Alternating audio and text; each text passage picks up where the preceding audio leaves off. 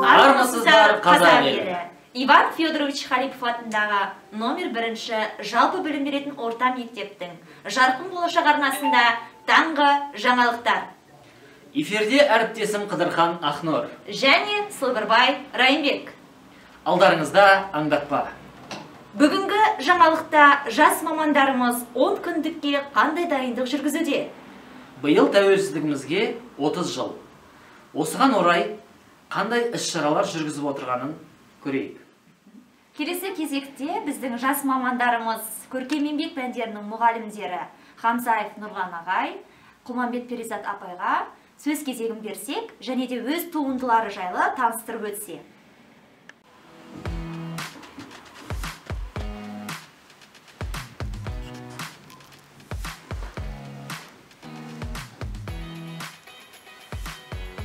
Армысыздар құрметті ағайын, осы біздің жастардың 10 күніне арналған алда келе жатқан кішігірім көрме ұйымдастырып отырмыз. Қарап отырсаңыздар, натюрморт, портрет, бұл біз салған туындылар, мынау кішігірім көрмеге әкеліп отырмыз. Мынау натюрморттар майлы бояумен салынған, қарандашпен салынған портреттер.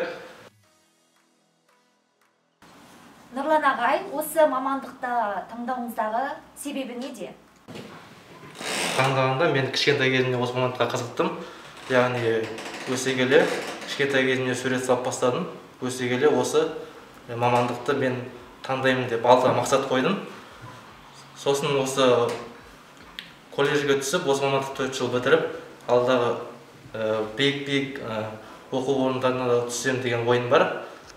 Біздің осы 10 күндіктегі тақырыбымыз Перизат апай түсіндіріп кетсе. Саламатсыздар ма? Жалпы осы 10 күндік тақырыбымызды біз қазақ халқының тамақтану мәдениеті деп алдық. Себебі қазақ халқы тамақтануға аса үлкен көңіл бөлген. Яғни ол оң қолмен бастау, үлкен кісі ас бастамай күтіп отыру үлкен кісіні, және үлкен кісінің батасынсыз үстелден тұрып кетпеу деген сияқты өзіндік бір мәдениеті бар. Соны сіздерге таныстырып өтеміз. Келесі кезекте жас маманымыз, музыка пәнінің мұғалімі Тұрсынғалиұлы Бақытжаннан ән шашуды қабыл алайық. Сөз кезегі сізде. Қайырлы күн, құрметті әріптестер. Менің есімім Тұрсынғалиұлы Бақытжан Тұрсынғалиұлы, музыка пәнінің мұғалімімін. Енді жалпы осы өнерге келген себебім, мен кішкентай кезімнен ән айтқанды, жалпы осы өнерді ұнататынмын. Ендігі алдағы менің мақсатым осы білім ордаларындағы балаларды өнерге тәрбиелеу. Баршаларыңызды Қазақстанымыздың тәуелсіздігінің 30 жылдық мерейтойымен шын жүректен құттықтай отырып, туған жер деген әнді орындап берейін, қабыл алыңыздар.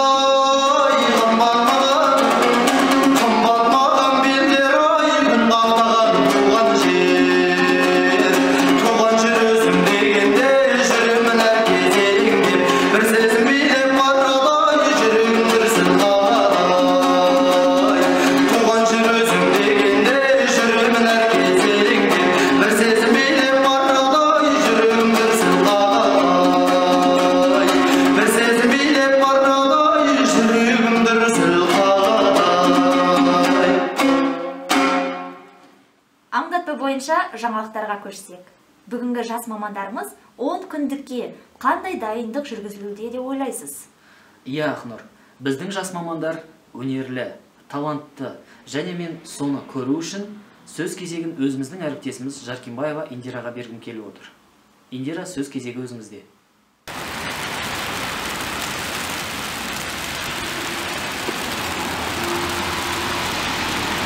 Рахмет, Райымбек, келесі сөз кезегі менде. Ал енді жас мамандарымыздың 10 күндігіне байланысты, жас мамандарымыз қандай дайындық үстінде екен, барып бірге тамашалайық. Жүріңіздер.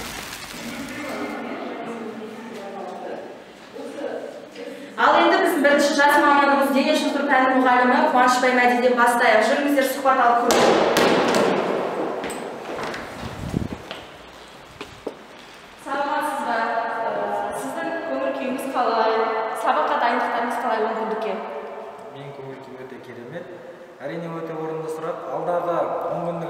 сабаққа өте қызу дайындық жүріп жатыр. Өзімнің сабағымның тақырыбы бойынша қазақтың ұлттық ойындары, яғни өсіп келе жатқан өскелең ұрпаққа қазақтың ұлттық ойындары, салт дәстүрін жайлы үйрету. Алдағы күндерде көре жатарсыздар өздеріңіз. Өте жақсы. Менің ойымша сіз сабағыңызды өте керемет өтесіз, жоғарғы деңгейде. Рахмет. Ал келесі жас маманымыз ағылшын пәні мұғалімі Адилова Мунираны сұхбат алайық. Жүріңіздер. Саламатсыз ба? Көңіл-күйіңіз қалай? Келе жатқан 10 күндікке байланысты қандай дайындығыңыз, қандай жоспарларыңыз бар? Сәлеметсіз бе? Келе жатқан 10 күндікке апталығымызға дайындығымыз өте жақсы. Оқушыларды да алдын ала психологически дайындап жатырмыз. Тақырыбымыз өте бір жақсы тақырып өтейін деп жатырмыз. Бұл құпия болып қалсын. Солай сәттілік тілеп қойыңыздар бізге алдағы аптада. Ал сізге сәттілік, менің ойымша сіз керемет сабақты өтесіз деген ойдамын. Жақсы өтеді деген ойдамын. Жақсы. Ал келесі жас маман бастауыш пәні мұғалімі Ермек Құралайда. Ермек Құралай, сіз деген 10 күндікке байланысты дайындығыңыз қалай? Мен бастауыш сынып мұғалімі Ермек Құралай Ермек қызы. Білімнің негізі бастауышта. Мен осы 10 күндікте математика сабағынан ашық сабағымды өткіземін. Ашық сабақта мен әртүрлі әдіс тәсілдерді қолданып, сабағымызды жақсы өткізеді деген ойдамын. Өте жақсы. Менің ойымша сіз сабағыңызды керемет өткізесіз. Рахмет. Ал келесі сұхбатымызды қазақ тілі әдебиет пәні мұғалімі Сазанбай Ақтілеу Жандос қызынан алсақ.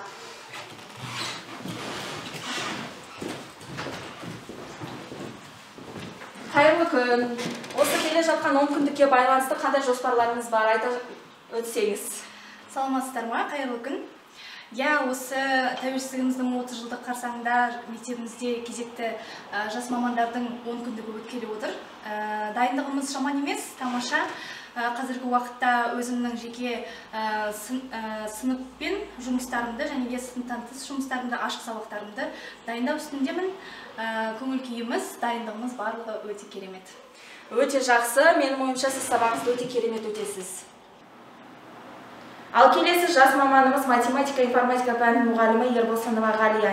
Ғалия, сіздің алдағы 10 күндікке байланысты қандай жоспарларыңыз бар?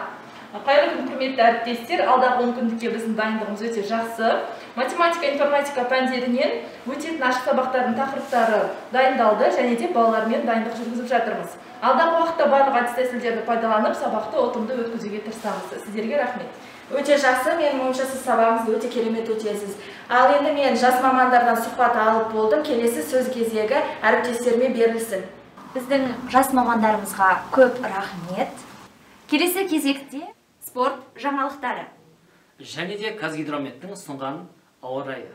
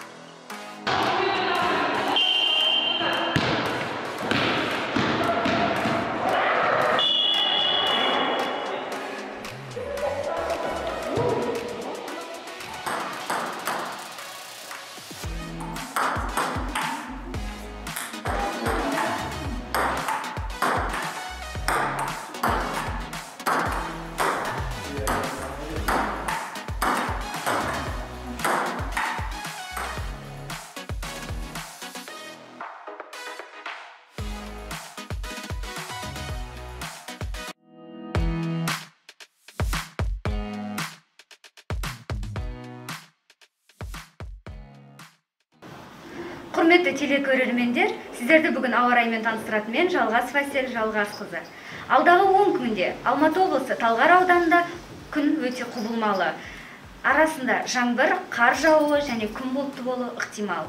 Ауа райы құбылмалы, суық болғанменен сіздің отбасыларыңызда үйлеріңізде жылу мен күн шуағы кетпесін. Міндетті түрде қауіпсіздік шараларын сақтап, далаға шығатын кезде бетперде тағып, міндетті түрде жылы киінуді ұмытпаңыздар. Біздің жас мамандарымызға көп рахмет. 10 күндік апталықта ашық сабақтарына жақсы деңгейде өткізілуіне біз сенеміз. Еліміз аман, жұртымыз тыныш болсын ағайын.